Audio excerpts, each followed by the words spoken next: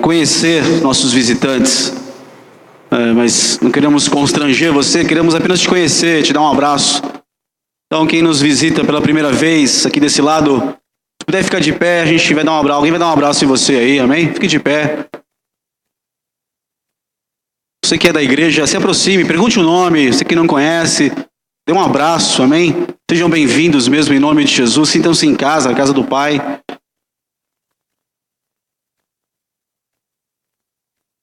Amém? Algum visitante aqui no meio, pela primeira vez, segunda vez?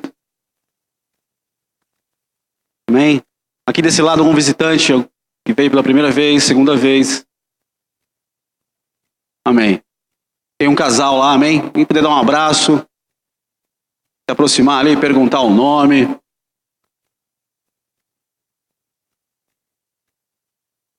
Nós declaramos e pedimos a Deus que vocês sejam abençoados nessa noite.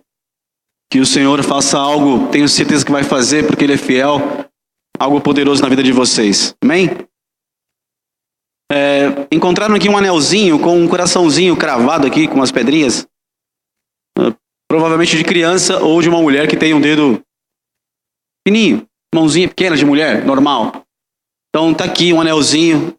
Não, perdão, é um coraçãozinho mesmo. Tá aqui, vou deixar aqui. Se quiser pegar depois, ou agora. Nosso pastor, você sabe do compromisso dele com esta igreja, do prazer, da fidelidade que ele tem em estar nos cultos. Então você está olhando, aí você não está vendo o pastor Veronese orar, andando na igreja, não está vendo ele aqui na frente. Ele realmente precisou viajar. Ele nos avisou que a agenda dele de trabalho precisava começar amanhã bem cedo. Então ele precisou viajar hoje de manhã. Então é por isso que ele não está aqui nessa noite. Amém? Nós declaramos que ele vai ser abençoado lá, vai ser uma semana poderosa para ele lá de trabalho. Ele vai voltar cheio de bênção, amém, irmãos? Em nome de Jesus. Glória a Deus. Eu estava aqui na hora do começo do louvor e eu preparei um sermão, uma mensagem, um esboço de 2 folhas, cheio de detalhes, cheio de coisas, mas eu entendi que o Senhor falou no meu coração, e não é para fazer graça, mas Ele falou no meu coração mesmo que isso não era para hoje. Então Ele me deu uma outra coisa para trazer ao teu coração da parte dEle, e falou para mim primeiro, para poder mudar isso. Aquilo que eu tinha certeza que ele tinha me dado a revelação daquele texto, mas ele disse, por causa do ambiente espiritual, nós vamos mudar isso.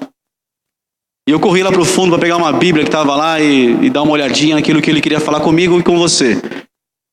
Por isso, tenha paciência comigo nessa noite, porque o Senhor mudou e Ele é Deus. Amém? Eu queria que você abrisse a tua Bíblia no livro de 2 Coríntios, capítulo 5.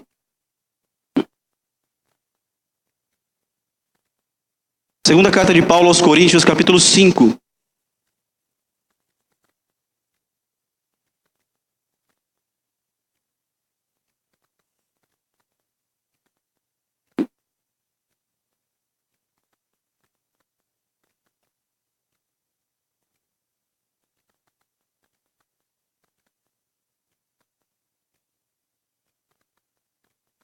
Verso 18.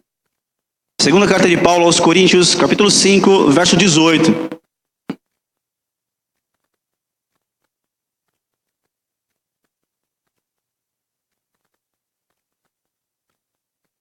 Amém? Todo mundo achou? O texto diz assim: e tudo isso provém de Deus, que nos reconciliou consigo mesmo por Jesus Cristo e nos deu o ministério da reconciliação. Isto é, Deus estava em Cristo reconciliando consigo o mundo, não lhes imputando os seus pecados, e pôs em nós a palavra da reconciliação. E pôs em nós a palavra da reconciliação. Amém? Pode fechar os teus olhos mais um momento. Senhor, nós queremos te exaltar e te bendizer. Sabemos, temos visto e cremos que nessa noite, nesse ambiente espiritual, nesta casa de oração, o Senhor está presente nesse lugar. Já vimos e provamos e sentimos o toque do Senhor e cremos que o Senhor está presente nesse lugar, neste culto, neste tempo de adoração e de louvor, onde nós buscamos a Tua presença, onde nós entramos nesse lugar como igreja, como povo do Senhor. E o Senhor, por causa disso, porque o teu povo se moveu, porque o seu povo se colocou diante do Senhor para buscar a tua presença, então o Senhor respondeu, o Senhor veio, o Senhor começou a ministrar em nosso coração, o Senhor começou a fazer uma grande obra também já para essa noite, e está escrito na tua palavra, que aquele que começou a boa obra é fiel para completá-la, e nós cremos nisso em nome de Jesus. Nós cremos que o Senhor é o Deus Todo-Poderoso, que não há outro Deus, que nós não reconhecemos outro nome, a não ser o nome do Senhor, que está acima de tudo e acima de todos. E é em nome de Jesus, o Cristo, que morreu por nós, que nós entramos com confiança na Tua presença nessa noite, para declarar que nós cremos no milagre do Senhor. Nós cremos na restauração do Senhor. Nós cremos no poder do Senhor. Nós cremos na palavra do Senhor, na palavra viva, que tem o teu espírito, não como uma letra morta, não como algo abandonado e jogado e perdido no tempo, não, mas como uma palavra viva, eficaz e que penetra onde ninguém mais pode penetrar. É na tua palavra, Senhor. Então somente na tua palavra que nós estamos confiados nessa noite, na tua graça, no teu perdão, na tua misericórdia e no teu infinito amor. Nós te louvamos por esse lugar, por este povo e por tua palavra, Senhor. Fala conosco. Nós te agradecemos por tudo já em nome de Jesus. Amém e amém. Esse texto veio ao meu coração nesses dias em uma escola dominical aqui na igreja, domingo de manhã, onde o pastor Veronese tomou a palavra ali, começou a falar sobre algumas coisas. E esse texto, esses 2 versos vieram ao meu coração. E Deus começou a trabalhar no meu coração, então, e falar comigo sobre isso, sobre esse assunto que é amplo, complicado e maravilhoso, que é a reconciliação que Deus trouxe à nossa vida. O capítulo 5, do verso 11, até o final, vai falar sobre esse assunto que é este ministério da reconciliação, mas eu não vou ficar muito nesse texto. E aqui no texto nós lemos, ele diz que tudo isso provém de Deus. No contexto você vai ler que é aquilo que Cristo fez por nós, pela sua ressurreição, pela sua obra, e ele nos aproximou de novo de Deus, ele nos trouxe para perto de Deus de novo. Deus num ato de amor, um ato puro de amor, de graça, de misericórdia, ele então envia o seu Filho para que nós pudéssemos ser restaurados à presença dele, porque ele nos ama, porque ele te ama, porque ele me ama, porque ele tem boas coisas para você e para mim, porque o desejo do coração dele é abençoar a tua vida, é trazer coisas boas para você, é fazer uma obra boa na sua vida, restaurar você. Por quê? Porque no começo da história, no livro de Gênesis capítulo 3, você vê que por um homem chamado Adão, veio todo o caos, entrou o pecado na terra, e por causa de Adão, a terra foi amaldiçoada por um ato de Adão, não foi Deus que amaldiçoou a terra, mas ele disse, por tua causa, Adão, a terra é amaldiçoada a partir de agora, e todo o caos veio para a terra, todo o distúrbio, toda a bagunça, todos os desacertos, todas as dores, todo o peso, toda a angústia, veio a desordem por causa de Adão. A Bíblia diz que o primeiro Adão fez isso, trouxe todo esse desarranjo.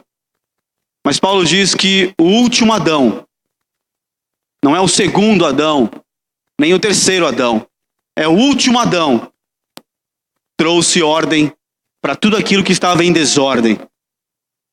Eu quero já profetizar e liberar para a tua vida que aquilo que está em desordem nessa noite, através da pessoa maravilhosa e bendita de Cristo Jesus, Ele traz ordem para a tua casa, para a tua família, para os teus negócios, para o teu coração, para a tua mente. Ele traz cura, Ele traz libertação, Ele toca, Ele restaura. Ele vai entrar na tua casa nessa noite, na tua família, vai tocar na tua esposa, no teu esposo, no teu filho, na tua filha, no teu pai, na tua mãe, porque Ele veio trazer isso, essa restauração completa para você e para mim. Eu creio nisso nessa noite, irmãos. Eu me agarro nisso nessa noite. Nessa reconciliação de Deus para a minha vida, para a minha casa, para a minha família, para o meu coração, para tudo na minha vida.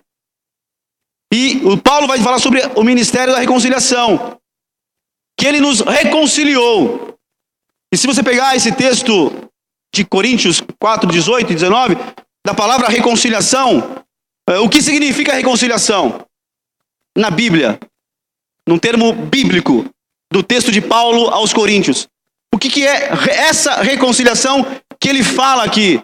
Reconciliação, você sabe que é alguém se acertar, alguém chegar junto, ter ali um conserto, ter ali uma restauração de algum problema que teve. Mas nesse caso aqui de Paulo, não é só isso.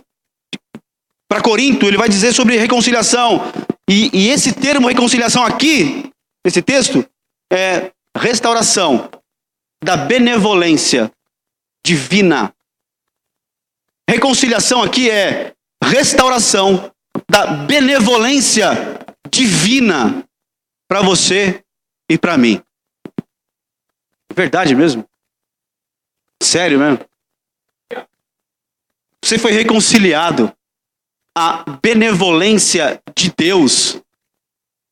Deus reconciliou você e me reconciliou para Ele, para simplesmente ser bondoso com a gente, cuidar da gente, fazer coisas boas para a gente, restaurar a nossa vida. Sabe, eu entrei aqui nessa noite e andei um pouco por aqui e eu vejo, humanamente falando, eu posso ver a dor das pessoas que entraram aqui chorando, passando por tribulação, enfrentando guerras, tribulações, situações, dores, mas que entraram aqui porque sabem que aqui nesse lugar tem um Deus único e verdadeiro, tem o Deus único e verdadeiro operando, que vai restaurar você. Você sabe que a única possibilidade real, e eu também sei, de ter a minha sorte mudada é em Deus. Porque Ele tem me amado, porque Ele tem te amado. Então Ele fez essa obra, Ele mandou o seu Filho para nos reconciliar com Ele, para que pudéssemos então nos aproximar de novo dEle.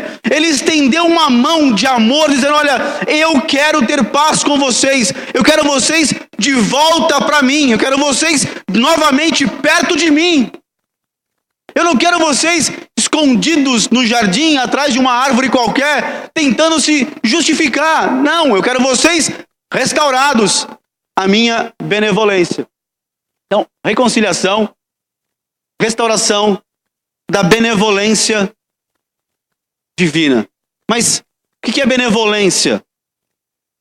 No nosso dicionário existe a palavra benevolência. Mas esse termo no hebraico não existe. Existe uma palavra no hebraico que nós traduzimos para o português, trazendo ela como benevolência. Mas o termo hebraico, ele é extremamente complicado e complexo, porque ele engloba um monte de coisa, não é só bondade, não é só amor. Ele engloba um monte de coisa, mas alguém, para traduzir a palavra, o termo hebraico que quer dizer benevolência, ele trouxe para benevolência. E nós usamos a palavra benevolência. E benevolência tem algumas interpretações, algumas colocações, mas nunca vai alcançar aquilo que a palavra original quer dizer para você e para mim. Porque ela é muito ampla, completa.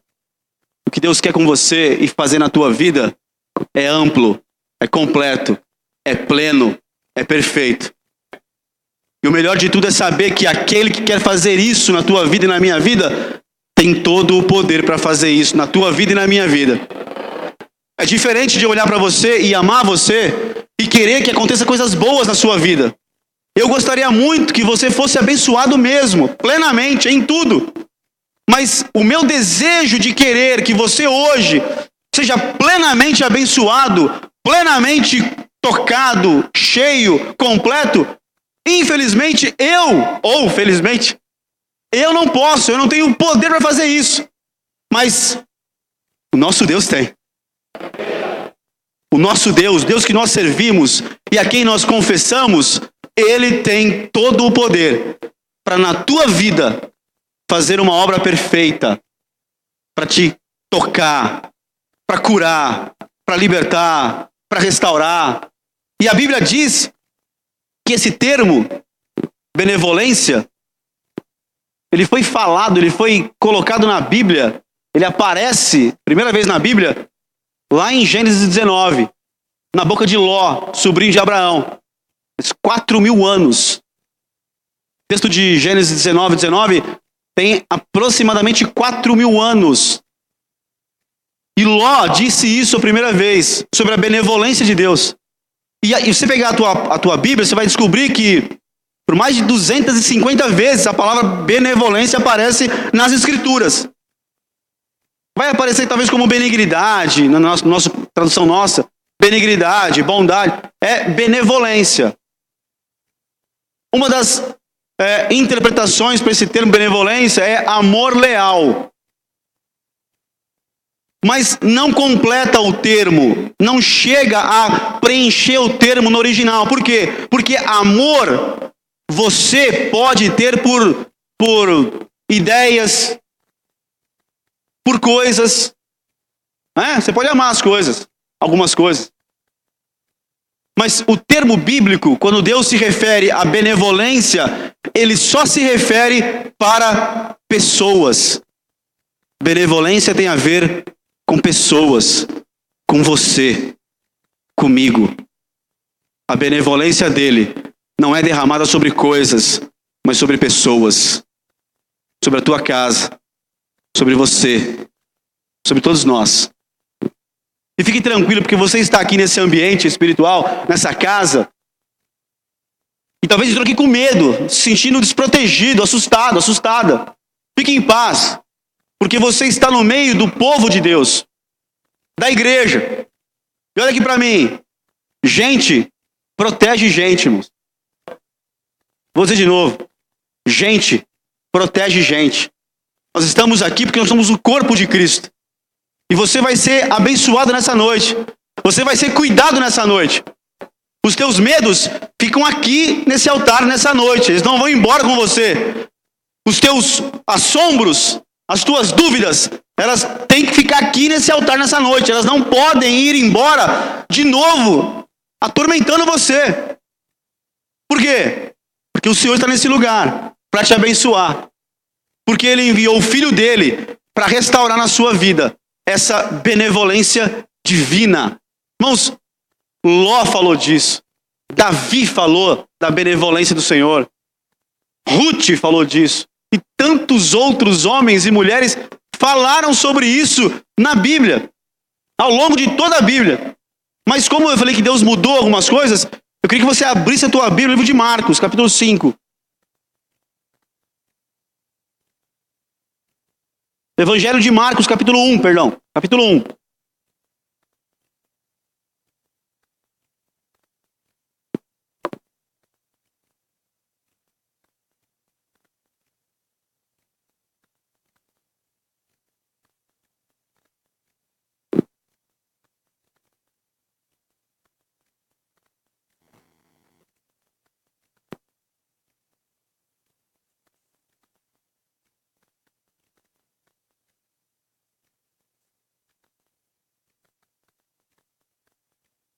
Marcos capítulo 1, verso 14.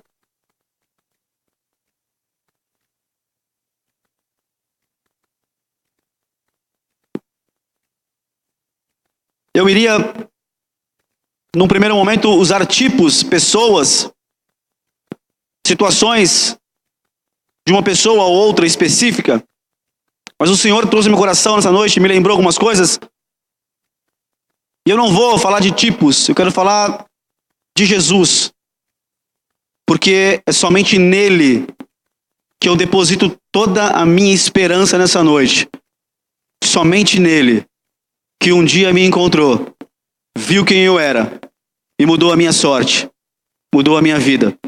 que um dia olhou para você, um dia encontrou você, e só você sabe como foi que ele te encontrou, mas restaurou a sua vida, estabeleceu para você esse ministério da reconciliação, essa palavra da reconciliação, e trouxe você para perto dele, aleluia, e tem então trabalhado na sua vida, dia a dia, na minha vida, dia a dia, e é ele que vai trazer vitória sobre todas as minhas guerras, sobre todas as tuas guerras, em nome de Jesus. É ele, o Cristo, o Filho de Deus, aleluia, aquele que se manifestou para restaurar todas as coisas, aleluia. Em Marcos capítulo 1, verso 14 diz: e depois que João foi entregue à prisão, veio Jesus para a Galileia, pregando o evangelho do reino de Deus, e dizendo: o tempo está cumprido, e o reino de Deus está próximo, arrependei-vos e crede no evangelho. E andando junto ao mar da Galileia, viu Simão e André, seu irmão, que lançavam a rede ao mar, pois eram pescadores. E Jesus lhe disse: vinde após mim, e eu farei que sejais pescadores de homens. E deixando logo as redes, o seguiram. E passando dali um pouco mais adiante, viu Tiago, filho de Zebedeu, e João, seu irmão, que estavam no barco, consertando as redes. E logo os chamou, e eles, deixando seu pai Zebedeu no barco com os empregados, foram após ele. Esse é o texto que começa, e o texto que eu comecei a ler, diz que Jesus, quando João Batista morre, ele volta para Galileia e começa a pregar ali, a partir daquele ponto. Irmãos, você pegar e você juntar os textos, vai ver que Jesus começa a pregar justamente aonde João Batista parou. O mesmo lugar onde João pregou a última vez, é aqui onde Jesus começa a pregar e fazer seu ministério. Então ele para da onde João, ele começa de onde João tinha parado. Aleluia. Aleluia. Por quê? Para restaurar todas as coisas. Para restaurar tudo. Para restaurar tudo o que tem que ser restaurado. Porque é o que ele faz na sua vida e na minha vida. Ele começa a pregar e ele chama homens. Ele chama Tiago, ele chama Pedro, ele chama João. Esses homens, eles deixam tudo que eles têm, aquilo que eles estavam fazendo, aquilo que era importante para eles, quando eles ouvem a voz de Jesus dizendo: sigam-me, venham após mim, venham me seguir. Jesus propõe para eles algo novo, uma nova história, uma nova carreira.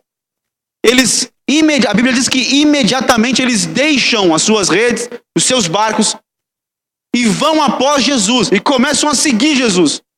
E fazer isso hoje é extremamente complicado, mas tudo que ele começou a chamar você, de onde ele tirou você, onde ele escolheu você, aonde a primeira vez que ele falou com você, e ele te propôs alguma coisa, ele trouxe você para fazer parte daquilo que ele tem como estabelecimento do reino dele. Por quê? Começa, a primeira pregação dele é chegado a vós o reino de Deus.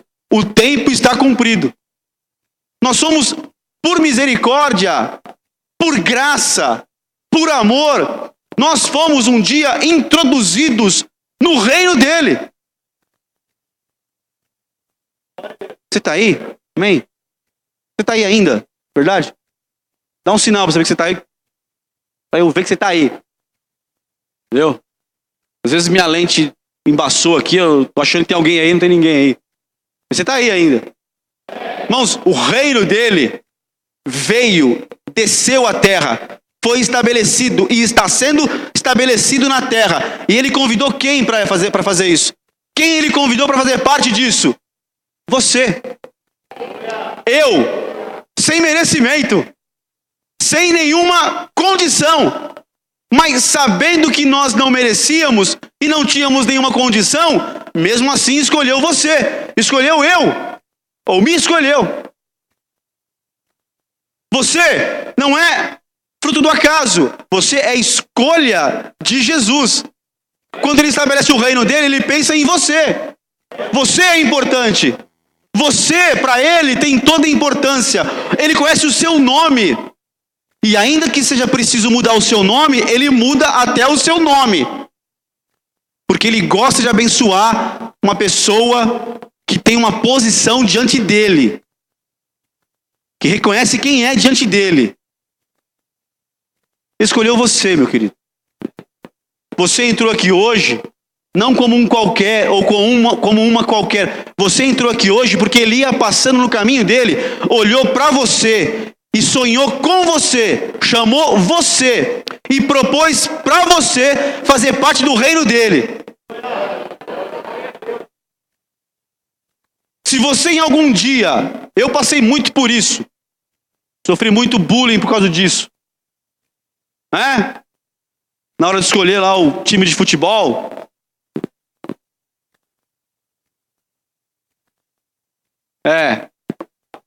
aí tinha lá os caras que eram melhores, aí eles escolhiam o time, aí começava você, aí você ficava lá, maior expectativa, cheio de esperança, achando agora é minha vez, vai me escolher, é meu amigo, até amigo nessa hora some, irmão, para de ser amigo. Quando é para escolher o time, acabam os amigos, até isso. E aí você vai tendo esperança, esperando. Você fica por último lá. É quando não tem mais ninguém, sabe aquele negócio? Não tem mais ninguém, vai você mesmo. Amado, com Jesus não. Jesus pensou primeiro em você. Quando foi com Jesus, ele pensou primeiro em mim. Mesmo sabendo que eu era muito ruim, irmãos. Mesmo sabendo quem era você. Ele passou e chamou você. Não foi assim, estou passando, olhou, não tem outro? Então vem você, Fernando. Não, irmãos. Ele passou exatamente aonde estava o Fernando. Ele passou exatamente aonde estava o Jean. Porque ele já tinha escolhido o Jean, já tinha escolhido o Fernando, já tinha escolhido o João, a Maria, o Pedro, já tinha escolhido. É por isso que ele passou. Porque você é escolha de Jesus. Porque Deus olhou e falou, vai lá e resgata ele, restaura ela. Eu quero ter benevolência para ele. Eu quero restaurar a casa dele, restaurar a casa dela. Eu vou introduzir eles no meu reino. Irmãos, você faz parte do reino de Deus. Pelo amor de Deus, olha para dois do seu lado, pelo menos para um. E olha para o rosto dele e vê o rosto de alguém que faz parte do reino de Deus. Tem a moral de fazer isso? Pelo amor de Deus, você pode olhar para alguém e dizer, você faz parte do reino de Deus. Deus escolheu você para fazer parte do reino dele.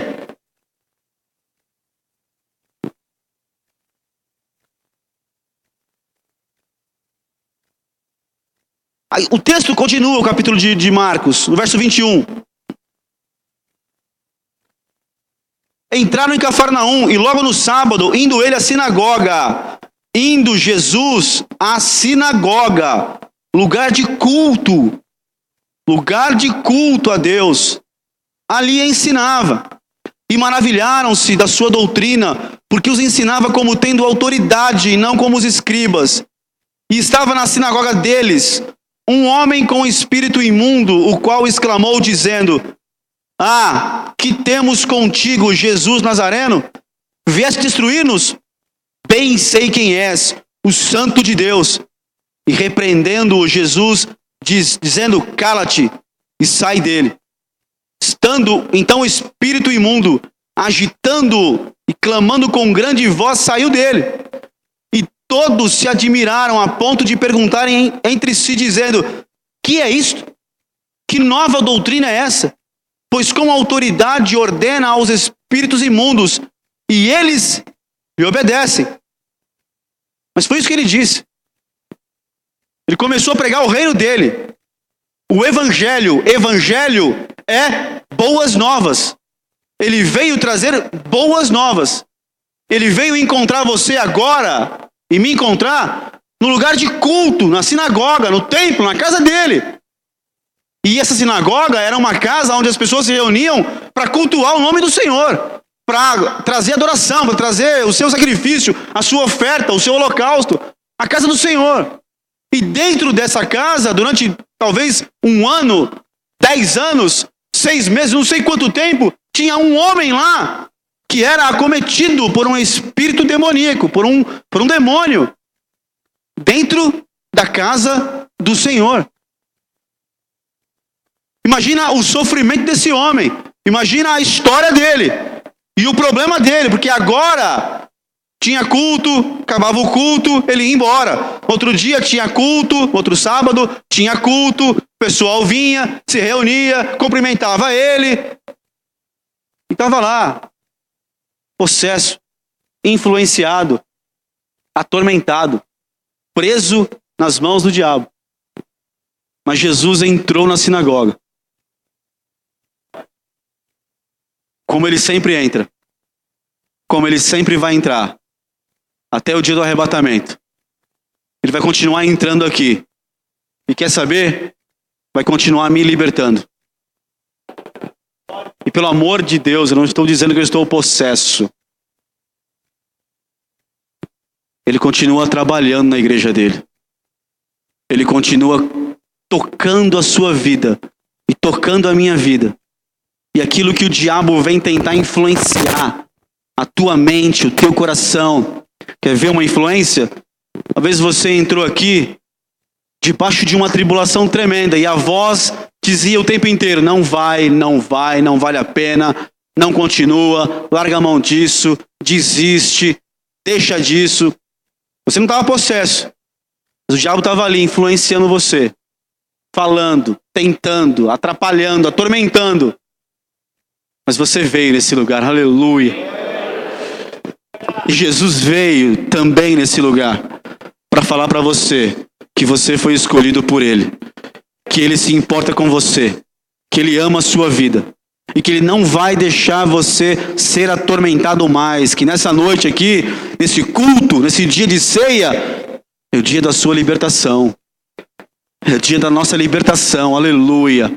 Aleluia. Aleluia. E o texto continua.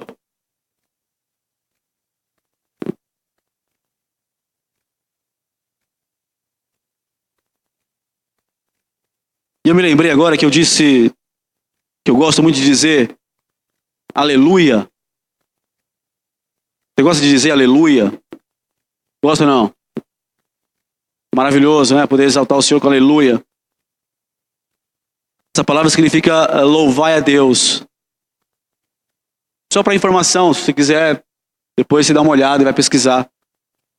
Mas quando você diz aleluias, você está dizendo louvados sejam os deuses. Então, aleluia é aleluia, singular, não é plural. Bem, depois você vai conferir, vai olhar. Então é aleluia. Pode dar um aleluia aí? Aleluia. Porque nós só louvamos a Deus, o único Deus. Então ele sai da sinagoga depois dessa libertação e ele vai para a casa de Pedro. Verso 29. Logo saindo da sinagoga foram à casa de Simão e de André, com Tiago e João. E a sogra de Simão estava deitada com febre.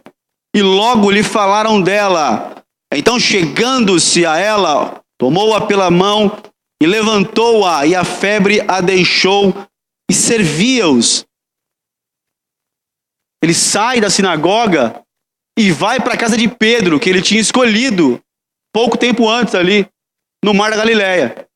E ele vai na casa de Pedro e alguém diz, ele chega na casa de Pedro e alguém logo diz, olha, a sogra de Pedro está aí deitada e está doente, está enferma, está acamada, está passando por uma tribulação. Dentro da casa do Pedro, que era escolhido, tinha tribulação, tinha luta, tinha dor, tinha lágrima. Isso não quer dizer que você ter luta na tua casa, ter alguém precisando de um milagre, isso não isenta você. E alguém não pode, e o mal da igreja, às vezes é isso, das pessoas é isso. olhar para alguém e ver a atual condição dela, um estado de luta, e dizer, Deus não é com ele, Deus não é com ela. Isso é um problema para a igreja resolver.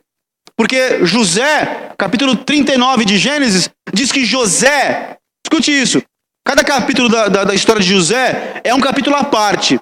Então, o 39 diz que José foi comprado por Potifar. Vê lá, Gênesis 39, verso 1, 2, que José foi comprado por Potifar, eunuco e capitão da guarda do faraó. Mas diz lá no verso 3, o Senhor era com José. Amado, imagina isso. O José, sonhador, todo sujo, todo lá, roupa de escravo, numa feira, sendo exposto como mercadoria. E alguém chega e olha e fala, quanto que é esse? Quanto que é aquele? Escravo, vendido como como um pão, como uma uva, como uma coisa qualquer, numa feira livre. E o Potifar vem e vai, eu quero esse daqui. Porque o Potifar olhou para ele, o texto diz, olhou para ele e viu que o Senhor era com ele. Irmãos, o Potifar olhou para José e viu, percebeu que o Senhor era com ele. O que nós muitas vezes não conseguimos ver, porque nós olhamos para o nosso irmão e vemos que está passando por tribulação, por dificuldade, e pensamos, Deus não é com ele, Deus não é com ela. Deixou o Senhor, não tem mais comunhão com Deus, está numa prova, vive na prova. Irmãos, Potifar viu diferente. A Bíblia diz que ele viu que Deus era com José. E o texto, sem ser Potifar, também diz, o Senhor era com José. Irmão, não se assuste, o Senhor é contigo. Talvez alguém na tua casa está agora enfermo, passando por dor. Isso não significa que Deus abandonou a tua casa, não. Ele vai curar a tua casa nessa noite, em nome de Jesus. Eu creio, irmãos, eu creio nisso, de todo o meu coração. Se você crê nessa noite, em Jesus, que entra na tua casa, que se importa com aqueles que você ama. Mas você veio aqui orando, Senhor, cura aquela pessoa que está enferma na minha casa. Cura ela. Jesus tem prazer em fazer isso. Porque Deus restaurou. Porque nós cremos no ministério da reconciliação. Você está restaurado à benevolência de Deus. Deus quer cuidar de você. Deus quer abençoar a tua casa. Deus quer tocar naqueles que você ama. E Jesus entrou ali e alguém falou para ele, olha, tem um problema. E Jesus foi lá e tocou nela. E ela foi imediatamente curada. Porque é Jesus. Porque é naquele que você crê. Porque é o Senhor da vida. Porque não é um conto, é uma pessoa. É Deus que se fez homem e habitou entre nós. E fez o bem para todos os homens. Para restaurar a tua casa. Para entrar lá hoje. Quando você voltar, eu creio que você vai ver algum milagre, algum sinal do milagre, algum sinal da presença de que Jesus também passou pela sua casa. Que o mesmo que operou aqui na casa dele, é o mesmo que opera também na sua casa, que vai com você, que entra lá e tem todo o poder e autoridade para mudar o cenário, para fazer um milagre. Porque ele te ama. E te ama com um amor leal. Este amor da parte de Deus é só sobre pessoas. E este amor leal, essa lealdade, segundo alguns estudiosos, lealdade geralmente é de uma pessoa inferior, é de um servo que tem que cumprir uma lealdade para o seu senhor. Mas a lealdade bíblica e da parte de Deus não é essa. É ao contrário. É alguém que é superior, que se volta para o inferior, para acudir, para socorrer, para abençoar, para fazer o bem. Não é de um servo por obrigação ao Senhor, não. é do maior, é do Senhor, é do mais forte para o mais fraco. É de Deus para você e para mim. E o texto continua, em Marcos, capítulo 1 ainda. Verso 40 vai dizer: e aproximou-se dele um leproso que, rogando-lhe e pondo-se de joelhos diante dele, lhe dizia: se queres, bem podes limpar-me. E Jesus, movido de grande compaixão, estendeu a mão e tocou-o e disse-lhe: quero ser limpo. E tendo ele dito isso, logo a lepra desapareceu e ficou limpo. E advertindo-o severamente, logo o despediu.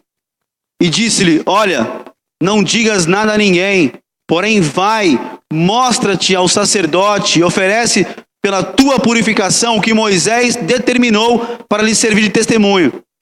Mas tendo ele saído, começou a apregoar muitas coisas e a divulgar o que acontecera, de sorte que Jesus já não podia entrar publicamente na cidade, mas conservava-se fora em lugares desertos, e de todas as partes iam ter com ele.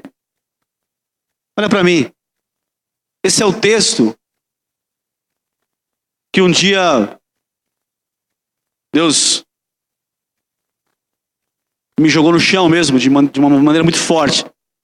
Diz que um leproso, a lepra, nessa época, você sabe que era uma doença que não tinha cura, como não tem até hoje, mas os medicamentos de hoje conservam a lepra incubada no organismo e ela não se manifesta, ela não traz as suas consequências, mas na época não tinha isso. Um leproso, ele era imediatamente afastado da sociedade, ele era retirado do convívio das pessoas. Se fosse casado, tivesse filho, pouco importava. Se o sinal da lepra aparecesse nele, ele era arrancado da cidade, da sua família, do seu trabalho, do convívio, e era jogado fora da cidade e andava pelos montes, pelos vales. Não podia estar próximo de quem amava, não podia chegar perto, não tinha contato, ele era cortado de tudo. E o texto diz que em algum ponto esse cara ouve falar de Jesus, e ele corre, ele se prostra diante de Jesus, ele adora Jesus, e ele olha e diz: se o Senhor quiser, o Senhor pode me limpar. Por quê? Porque o Senhor tem todo o poder. Eu reconheço que o Senhor pode mudar a minha história. E Jesus imediatamente responde: eu quero. Por isso que eu disse, não importa eu apenas querer que Deus te abençoe, eu não tenho o poder para realizar isso em você, mas Jesus que está aqui nessa noite, nessa casa, nesse ambiente espiritual, Ele tem todo o poder para limpar, para tocar você, para mudar tudo em você. É isso que eu quero que você receba nessa noite no teu espírito, que Cristo, nosso Senhor Jesus, que opera nessa casa, Ele quer tocar a sua vida. E não só quer tocar a sua vida, Ele tem poder para isso. Irmão, Jesus quer te abençoar. Ele quer te abençoar. Ele quer mudar a sua história. Ele quer interferir diretamente na tua casa, nos teus negócios, fazer um grande milagre. Ele quer. E Ele tem todo o poder para isso. Ele é o único que tem todo o poder para isso. Para Jesus, querer é poder. Porque Ele tem todo o poder, irmãos. E o texto diz que Ele tocou nesse homem e deu uma ordem para ele. Era complicado o negócio, tinha que ir sacerdote, ele ia ser raspado, ele ia ficar 7 dias debaixo da lua, mais 7 dias em outro lugar, e era complicado. Aí ele tinha que ficar 21 dias fora, aí ele voltava, o sacerdote olhava para ele, quem será? Mas o sacerdote vinha, olhava, examinava de novo ele, e então o sacerdote liberava a vida dele para voltar para casa. Esse homem não fez isso. O texto diz que esse homem entrou na cidade e começou a anunciar Jesus me curou. Jesus me curou. Jesus, o Nazareno, me curou. Eu estou completamente limpo, transformado. Eu vou ser restaurado para minha casa. E começou a pregar, falar. Chegou um ponto que o texto diz, verso 45, mas tendo ele saído, começou a pregoar muitas coisas e a divulgar o que acontecera, de sorte que Jesus já não podia entrar publicamente na cidade. Sabe o que Jesus faz? Sabe o que ele fez nesse texto? É o que ele fez com você e é o que ele fez comigo. Sabe por quê? Porque nós não tínhamos o direito de entrar mais. O leproso não podia mais entrar na cidade. Mas Jesus veio na vida dele. Tocou na vida dele. Mudou completamente a história dele. Agora esse homem podia entrar na cidade. E Jesus, que estava na cidade, teve que sair. Trocou de lugar com ele. Eu vou restaurar você de tal maneira que você vai estar lá, mesmo que eu não esteja. Jesus trocou de lugar com você e comigo. Restaurou você. Tocou você e mudou a sua vida. Sabe por quê? Porque ele quer você limpo, restaurado, provando a benevolência dele, provando o amor leal dele. E o amor leal dele é amor por você. Por você. Ele se importa com você. Ele ama você. Ele ama a tua esposa. Ele ama o teu esposo. Jesus ama muito os teus filhos. Ama os teus pais. E morreu na cruz para restaurar sobre você a benevolência de Deus, a bondade de Deus, o toque de Deus. Muitos não mereciam, mas Deus veio e foi bondoso com eles. Davi não merecia. Para as pessoas, Davi era esquecido. Para a família, Davi não valia quase nada. Mas Deus escolheu ele para ser o rei de Israel. E quer saber, ele foi o melhor rei de Israel. Porque ele entendeu que Deus estava sendo benevolente com ele. Bondoso com ele. Ele diz, quem sou eu para cuidar da casa do Senhor? Do povo do Senhor? Queria convidar você a ficar de pé. Queria convidar você a fechar os teus olhos.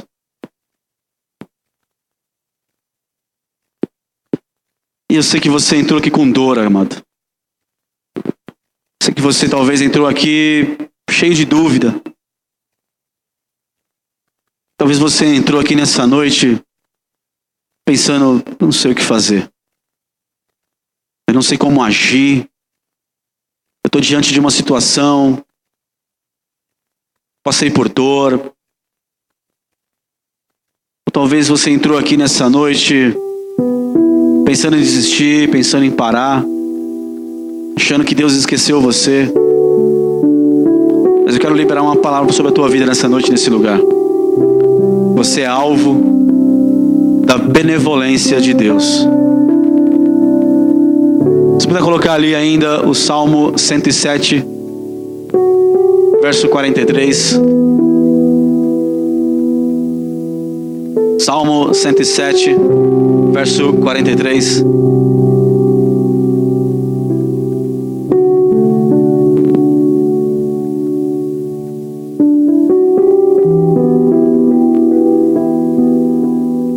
Quem é sábio observará estas coisas, e eles compreenderão as benignidades do Senhor, e eles compreenderão a benevolência do Senhor. Sei que você é sábio, você é sábia. Sei que tua casa nesse momento está passando talvez por guerra, por tribulação. Talvez situações surgiram, se levantaram, como esse homem leproso. Imagina um homem que convivia na sua casa, que fazia as suas coisas, tudo normal, e de repente, do nada, aparece uma situação que ele não tem controle sobre ela, ele não tem poder sobre ela, ele não pode resolvê-la. Então ele é cortado, ele sofre. Mas Jesus veio, aleluia. Jesus veio, aleluia. Jesus de Nazaré veio, aleluia. O último Adão veio para colocar em ordem, para restaurar, para reconciliar você com Deus, para me reconciliar com o Criador, com o único e verdadeiro Deus, com o Deus que é bondoso, que é longânimo, que é majestoso, que é gracioso, que tem cuidado de você, que não te esqueceu.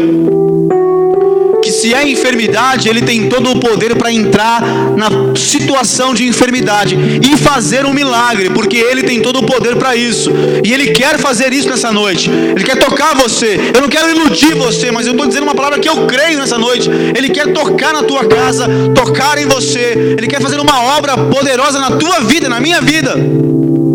Porque Ele veio para trazer ordem, para restaurar a ordem, para trazer Deus perto de mim de novo e para me levar para perto de Deus de novo, porque estávamos todos destituídos da glória de Deus.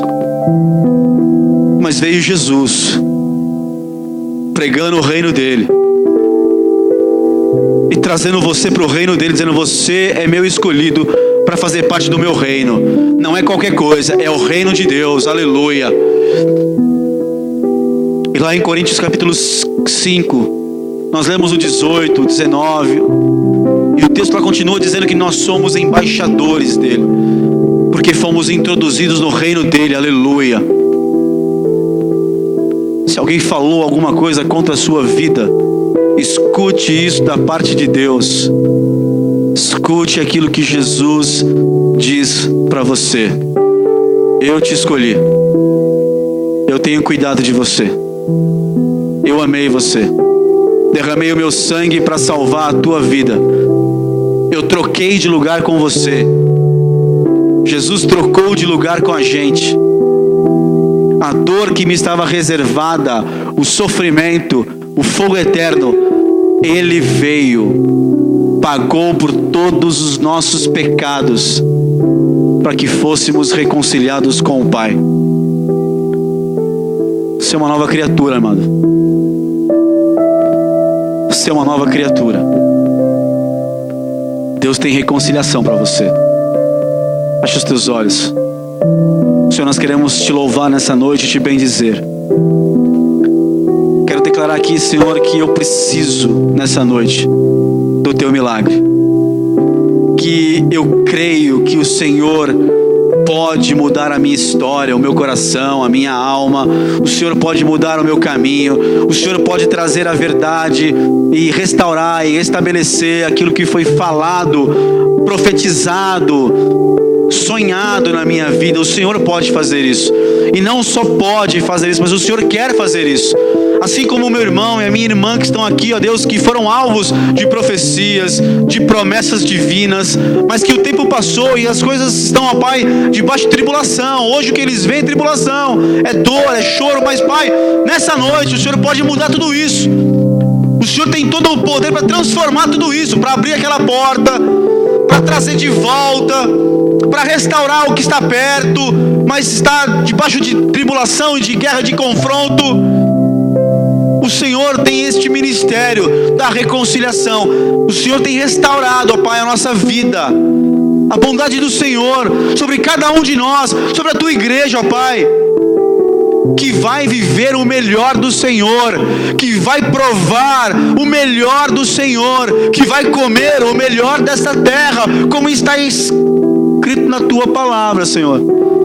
Se creres, comereis o melhor dessa terra. Senhor, o Senhor nos chamou para uma nova história, para um tempo de presença do Senhor em nossa vida. Ninguém está escrito, Pai, que agindo Deus, quem impedirá? Agindo o Senhor, como tem agido na vida do meu irmão e da minha irmã, quem impedirá? São tantos testemunhos aqui, Senhor, nesta casa, de pessoas que se dobraram diante do Senhor, que buscaram a tua face, e o Senhor se tornou benevolente. O Senhor veio com bondade, o Senhor veio com milagre. Senhor, as casas que estão sofrendo, as famílias que estão enfrentando lutas, entra nessa noite, dá ordem aos teus anjos. Está escrito que o Senhor dá ordem aos teus anjos a nosso respeito, aleluia, a respeito da tua igreja gloriosa. Senhor, nós estamos aqui, mas declaramos que cremos que o Senhor já deu ordem aos teus anjos para estarem lá, nos nossos lares, tocando quem nós amamos e curando em nome de Jesus. Amanhã será um dia de milagres, Pai. Terça-feira será um dia de milagres, porque o Senhor é o nosso socorro, o Senhor é a nossa fortaleza, o Senhor é o nosso Deus, e nós adoramos o Senhor e confiamos tudo ao Senhor. Aleluia, aleluia, aleluia, aleluia, aleluia, aleluia. Glória a Deus, glória a Deus. Nós te bendizemos, Senhor e Deus. Nós te exaltamos. Amém. Você pode aplaudir a Jesus.